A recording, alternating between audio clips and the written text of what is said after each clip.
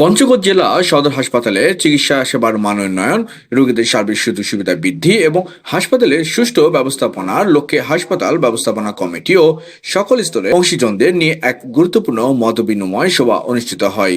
পঞ্চগড় জেলা প্রতিনিধি সঞ্জীবনী সর্বের পাঠানো তথ্যের ভিত্তিতে জানা যায়, সবাই স্বাস্থ্যসেবা খাতের বিভিন্ন গুরুত্বপূর্ণ ও সমসাময়িক বিষয় নিয়ে বিস্তারিত আলোচনা করা হয়।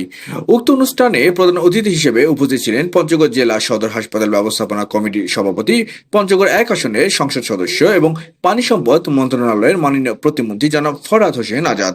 প্রধান অতিথির বক্তব্যে তিনি রোগীদের সেবা প্রাপ্তির অধিকারের উপর বিশেষ জোর দেন। তিনি স্পষ্টভাবে নির্দেশনা দেন যে হাসপাতালের চিকিৎসা সেবা প্রদানে কোনো রকম বৈষম্য করা যাবে না। প্রতিটি রোগীকে সমান গুরুত্ব দিয়ে দ্রুত ও প্রয়োজনীয় চিকিৎসা সেবা নিশ্চিত করতে হবে। আমাকে বিকালের দিকে টেলিফোন করে এই পঞ্চগড় সদর হাসপাতালের ব্যবস্থাপনা কমিটির সভাপতি হিসাবে নির্বাচিত হওয়ার খবরটি আমাকে টেলিফোন জানান।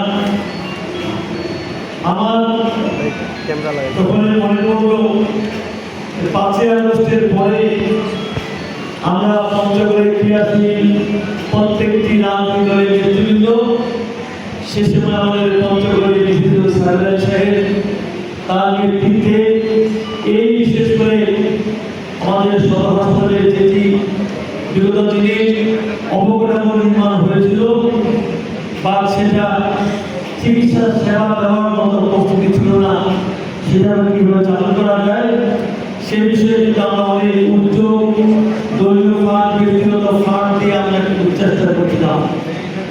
কিন্তু একটি হাসপাতাল কিন্তু কখনোই আসলে সরকারি হাসপাতাল যদি হয় সেটা কখনোই আসলে সাংগঠনিক বা ব্যক্তিগত ফান্ড দিয়ে কন্টিনিউ পরিচালনা করা কোনোভাবেই সম্ভব নয়।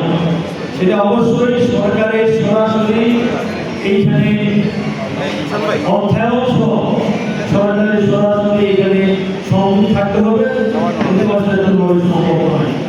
যাই হোক, আমাকে দায়িত্ব দেওয়ার পরেই আমি সিভিল সার্জনের সঙ্গে যোগাযোগ করেছিলাম এবং সিভিল সার্জন আমাকে এখানে আজকে সম্বোধনা দেওয়ার কথা বলেছিল। আমি ওনাকে বলেছিলাম আমি সম্বোধিত হওয়ার জন্য আমি পঞ্চগড় সদর হাসপাতালের দায়িত্ব প্রধানমন্ত্রী তারিখ দেন, আমি নিজেও সম্বোধিত হওয়ার জন্য এখানে যাব না। আমাকে এই দায়িত্ব দেওয়ার পরে আমি এখানকার সংসদ সদস্য বেঞ্চের নওশাদ জমির এবং তাসমিয়া আপার সঙ্গে আমি সিভিল সার্জনকে বলেছিলাম যোগাযোগ করার জন্য। আমি ব্যক্তিগতভাবে সেখানে তাদের সঙ্গে যোগাযোগ করার চেষ্টা করেছিলাম। আজকের এই মহতী অনুষ্ঠানে মত বিনিময় সভায় আমি মনে করি তারা যদি এখানে উপস্থিত থাকতো তাহলে এই সভাটা আজকে মনে করি একটা পূর্ণাঙ্গ, একটা বাস্তব ছবি আমরা এখানে একটা পদক্ষেপ নিতে পারতাম, যেটা সাজিদা বলেছে।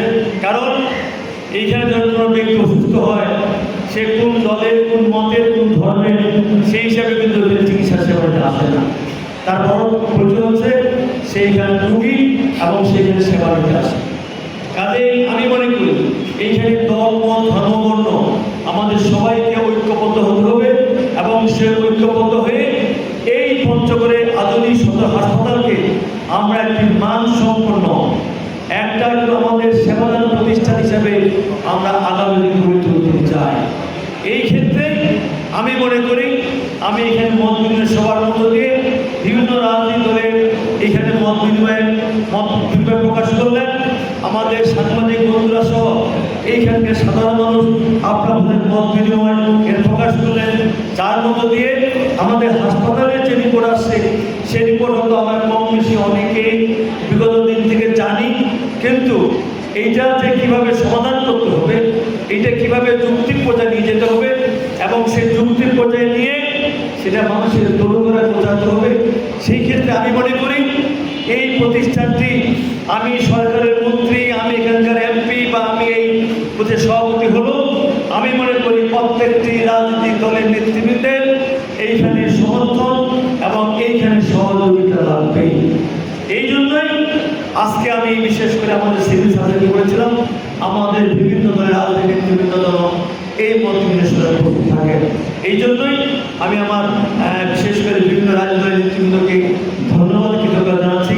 তারা শত ব্যস্ততার মধ্যেও এইখানে এসেছেন এবং এইখানে আমাদের পঞ্চগড়বাসী এইখানকার এই হাসপাতালের ডাক্তার সহ সকল কর্মকর্তা কর্মচারী সুদীজন গুণজন এবং আমার সাংবাদিক বন্ধুরা এটা আপনারা ইতিমধ্যে ওনাদের বক্তব্য জেনেছেন শুনেছেন। সবাই হাসপাতালের ব্যবস্থাপনা কমিটির সদস্য, কর্তব্যরত চিকিৎসক, কর্মকর্তা কর্মচারী এবং বিভিন্ন স্তরের অংশীজনরা উপস্থিত ছিলেন।